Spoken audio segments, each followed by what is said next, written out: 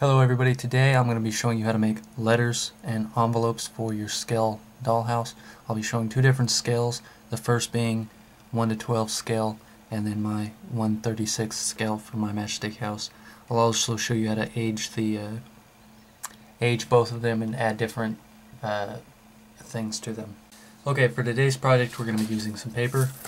8x11 computer paper works fine. For my 1/36 scale, I'll be using some fax paper. It's a little bit thinner than computer paper and I find it's a little bit easier to fold. You're going to need a hobby knife or cutting utensil, a pencil. You're going to want a fine point, so you might want to use a mechanical pencil. I don't have one that has lead. A fine point paintbrush. You're going to need a ruler. This one goes down to 1/16 of an inch. You're going to want a cup of water, as well as a cup of coffee. You don't need much. You don't want coffee creamer or sugar in it. You just want plain coffee. We're going to use a paper towel. Mine's already been used. That's fine. Some glue. I have wood glue. I'm using that because it's right next to me. You can use Elmer's glue, stick glue, any kind of glue works. I wouldn't use hot glue though. You may end up using a piece of cardboard. I just have a piece off of a matchstick book. Pair of tweezers. You don't need these, but they are helpful. Various colors of watercolor. I'm going to be using some Higgins calligraphy ink black, as well as some acrylic black. Okay, so I'm going to start with showing you how to make the envelope first. These are some templates I've made. Once you get your first envelope measured out and everything, I just glue it to a piece of cardboard. Then I'm able to lay it down and just cut around it or trace around it, whatever you want to do. This is the 1/12 scale. This is the 1/36 scale. Okay, so I have an envelope here, and I've measured it at, this side is 9 inches and 3/8. This is 4 inches and 1/8. I'm going to go eliminate the 3/8 and 1/8 to make this a little bit easier to scale. I have my ruler. It's got 1/8 inches on this side and 1/16 on this side. I'm going to be using the 1/8. And we want to give ourselves a little bit of room around the edge for the diamond. And so this being 1/8, every 2 marks should be 3 inches. So we're going to go 3, 6, 9. So now we're going to do 4 inches. That's going to be halfway between the 2 and the 3/8. I'll just eyeball that. Now what we're going to do is we're going to want the halfway mark. So we got 6/8 here. We want it to be 3/8. 3/8.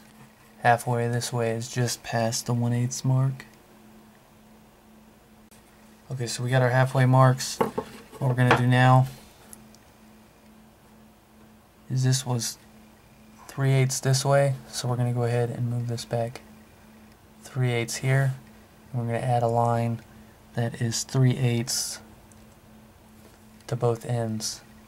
And then in this direction I want the top flap to be a little bit longer so it reaches the bottom of the envelope.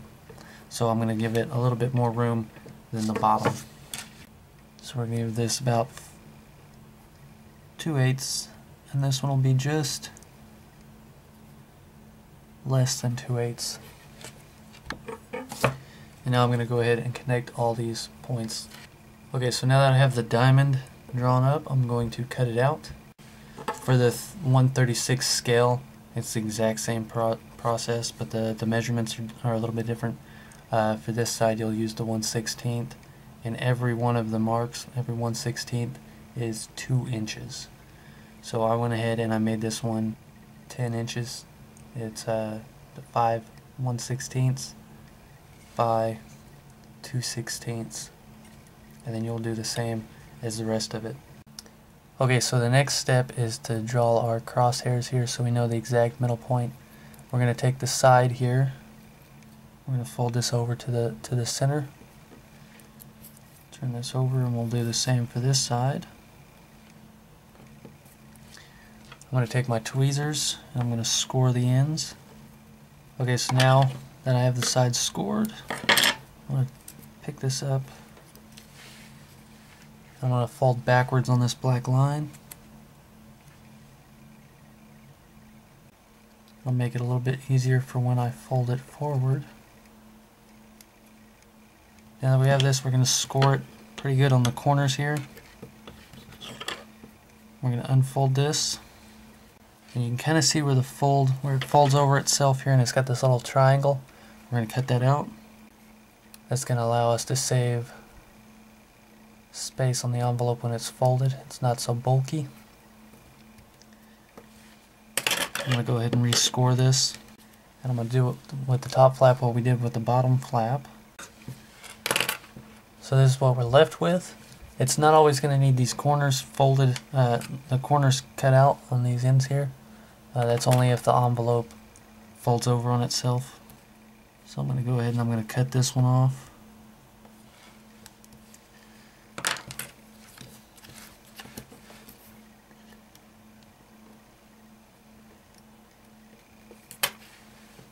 That'll give us a flat-ended flap. I'm not exactly happy with this sided flap. The angle's a little bit different on it. It's a little bit longer than this one. So I'm going to shave it down a tiny hair. Okay, so now that we have all our cuts and our folds, I'm going to go ahead and clean this line off here. We're going to glue this up. I'm going to take and leave these two folds down. I'm going to get my glue. Take just a tiny bit of glue. I'm going to put it on these side flaps along the edge there. You can add a little bit more glue if you want. This is all I use. I'm going to hold these down, fold this flap over it,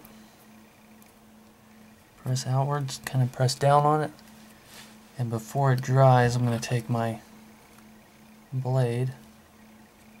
I want to make sure no glue seeps through to the bottom, and I'll pinch the envelope.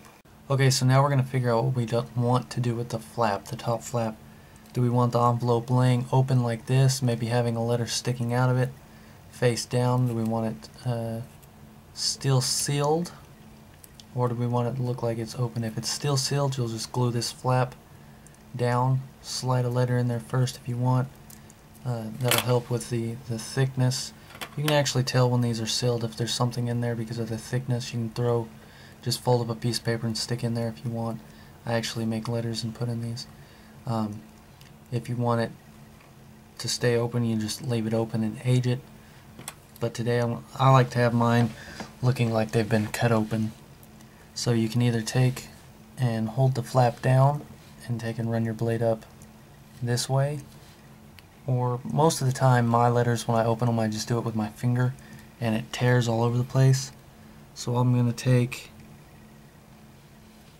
and I'm just going to run my blade over here unevenly down it like so. So it's got these nice rigid cuts like this. With my tweezers, I'm going to pick it up from the corner. Actually, I want to hold it from the bottom half here, and I'm going to apply glue to this edge. I just let this bead up on the end, and then I'll just touch it to it. I got quite a bit on there, so I'm going to smear it around my finger. Kind of tap it down. Now I'm going to press it on here. Again, making sure it doesn't glue to the other side. Okay, so now these are really sharp edges. I don't want them to be so crisp, so I'll run my blade along them like this, and it kind of tears them up. Plus, they'll kind of lose that sharpness once we age it a little bit. Keep this open. We're going to do this one. This one's going to be a little bit different. You can do the same thing to this one. I'm going to just take and fold the flap over and cut it from the bottom though. On this one, I'm going to take the corner and kind of fold it back so it's not glued to the actual envelope itself, kind of hanging off. That way it looks like the person that sent this didn't lick that section of the envelope and it didn't adhere right to begin with. Okay, so the next step for making the envelope is we're going to prep it to age it. We're going to put some stuff on there before we dip it in the coffee to age the paper. I'm just going to put some ink on here. What I'm going to do for that is Higgins Calligraphy. It's waterproof, so it's going to stay where I'm putting it. I don't have my nibs or my pen with me, so I just use my scalpel. It's got a very fine tip on it, and this will work just fine. I just kind of dip it in there like so, and I'll hold it with the blade up like this, and then lightly kind of just scratch across.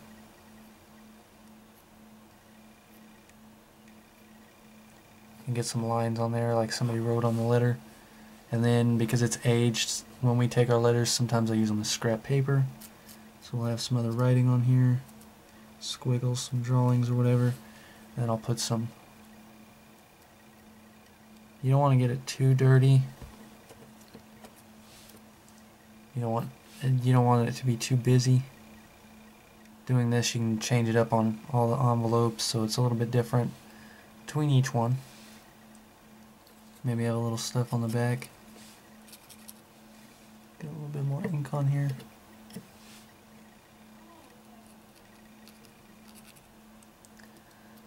So I've got stuff all over this. You can do the same for this smaller scale envelope.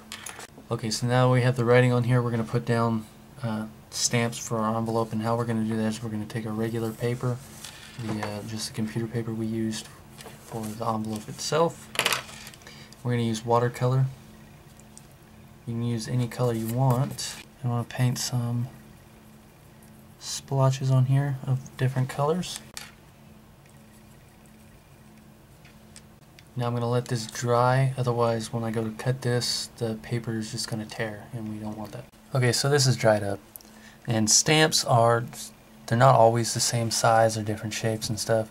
You can look up the measurements on this. I just generally just cut out a square so it looks good. I'm going to make a rectangle out of this purple one, and it's kind of a square one out of this green, and another little tiny one from our 136. So we have our very, very tiny stamps down here. Now we're going to attach it. I like to have them upside down like so. Then I will get some glue on my scalpel, use the glue to pick it up. Now we'll position it on the envelope a little bit and move it around while it's still wet. These aren't always put on precisely, so it doesn't exactly matter. Sometimes you might want to put them a little askew, change things up. This one's traveled a little further, so it's going to have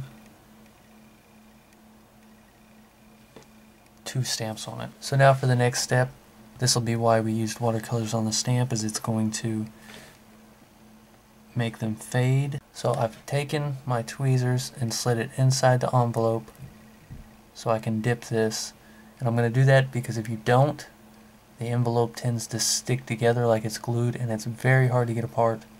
It'll dry together, and it's best to do it this way. I'm going to dip my envelope in the coffee, turn it upside down, kind of shake this out a little bit, pat it down. I'll dip it another time, kind of shake it around. The coffee, however strong it's brewed, that's how dark it's going to be. I'm going to dab this on a paper towel, and then I'm going to take my ruler. It's stainless steel, so I'll let my stuff dry on it.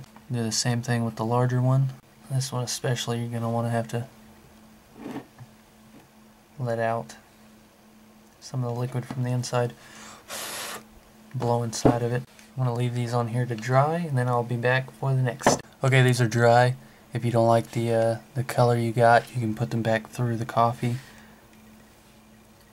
This one, where I had it held with the tweezers, gave it a nice little kind of crease there. I like that. So what I'm going to do now is I'm going to fold this envelope over, give it a crease so it looks like somebody folded it up, put it in their pocket maybe, and I'll fold it over the other way. Do the same on that side. Now it's got these folded in creases in it. You can give it some other folds, just do it however you want.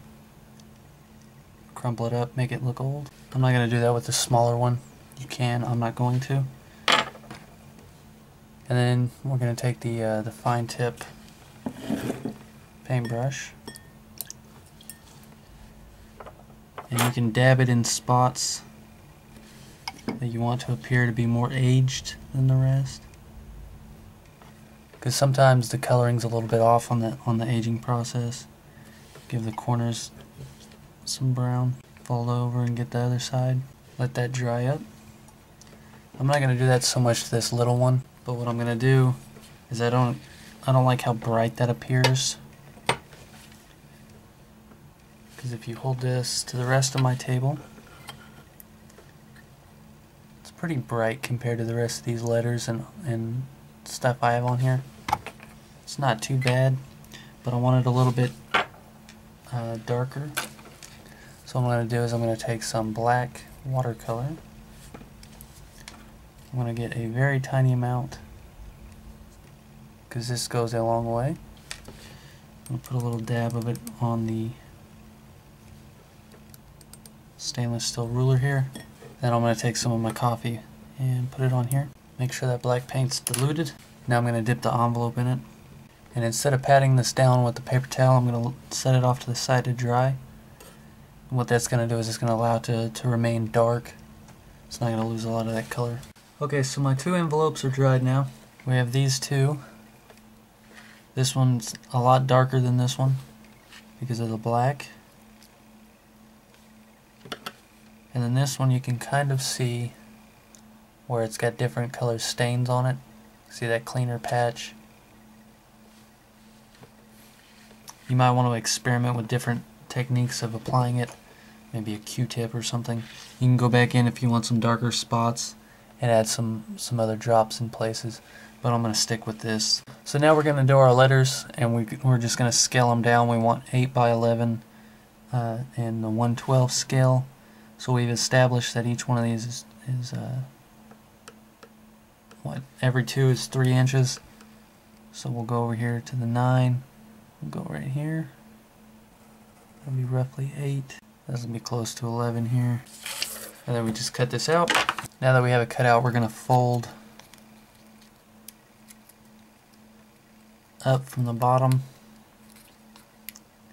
It doesn't have to be exact, because when somebody folds a letter, they're not always perfect either. And we'll fold down.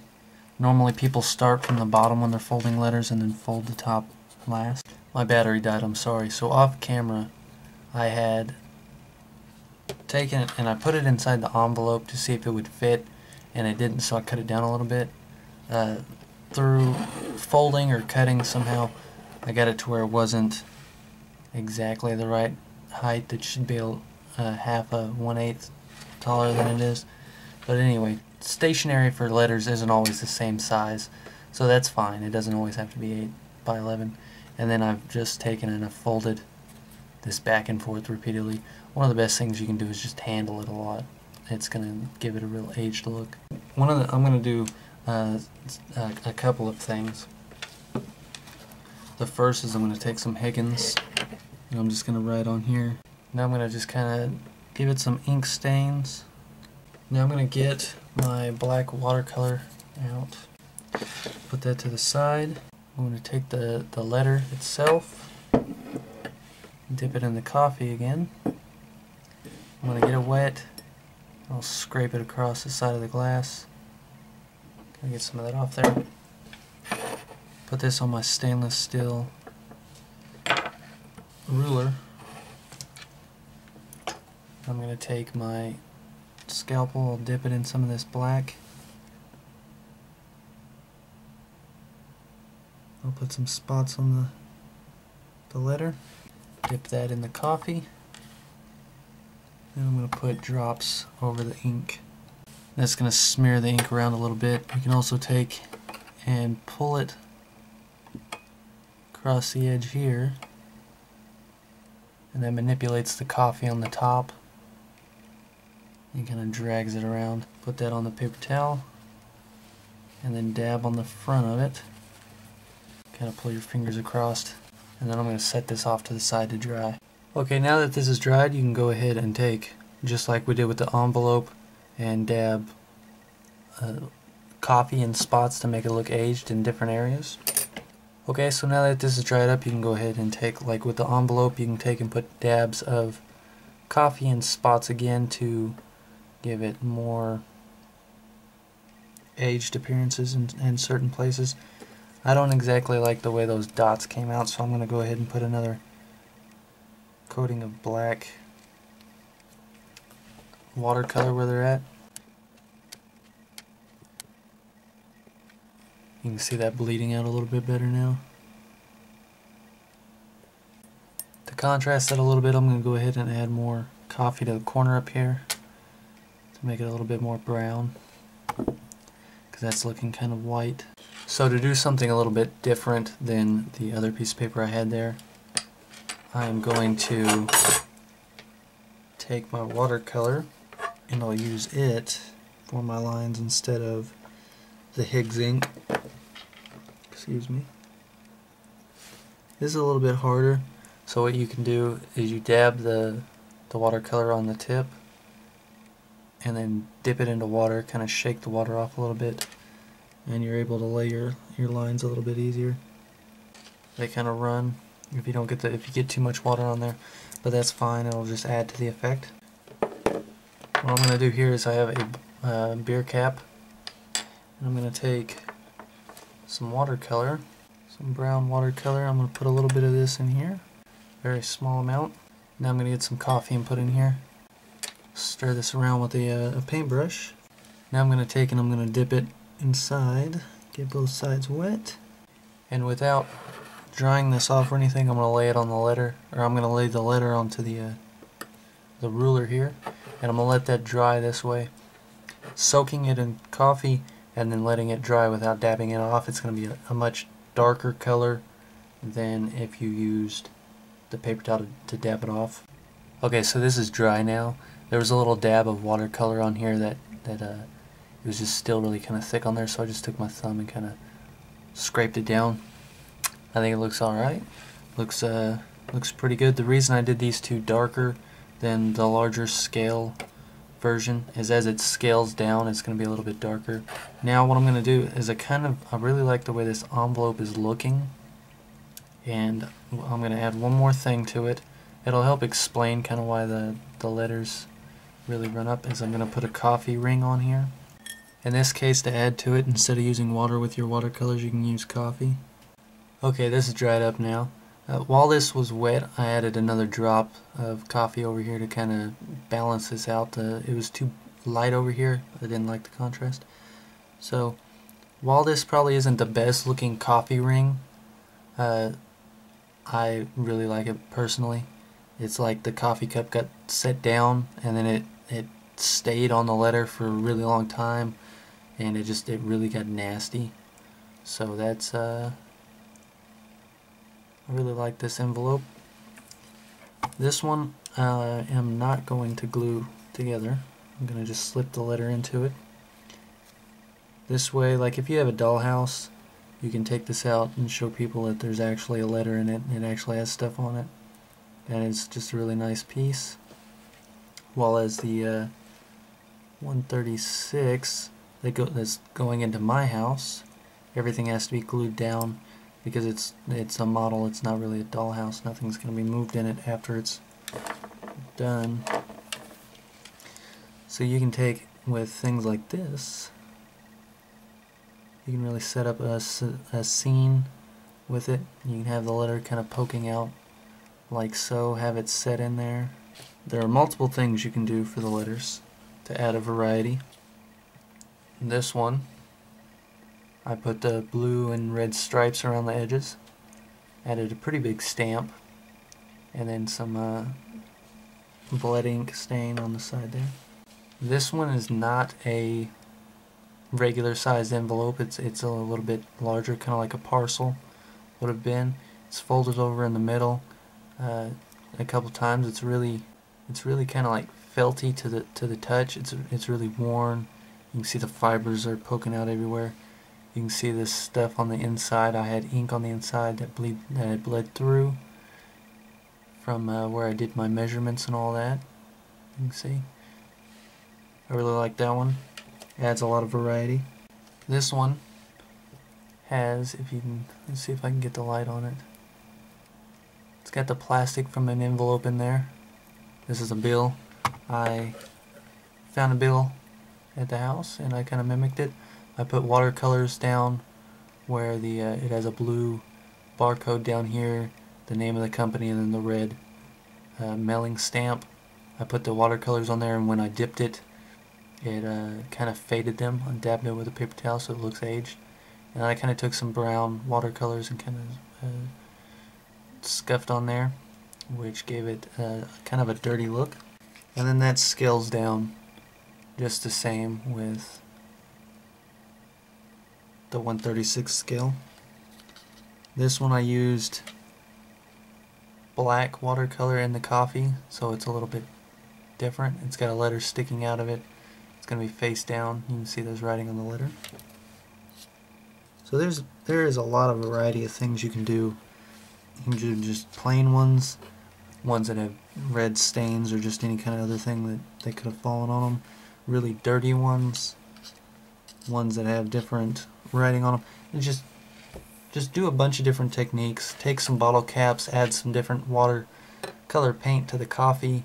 When you dip it in there, try different variants of coffee, like stronger roast, darker, lighter coffee. It'll give you a bunch of different age effects. So thank you for watching. I hope you enjoyed this or learned something. If you did, comment, rate, subscribe. I'll be trying to put up more how to do videos like this in the future. And here's the table with all the letters on it. So I will talk to you guys later. Thanks for watching, and goodbye. I just got ink everywhere.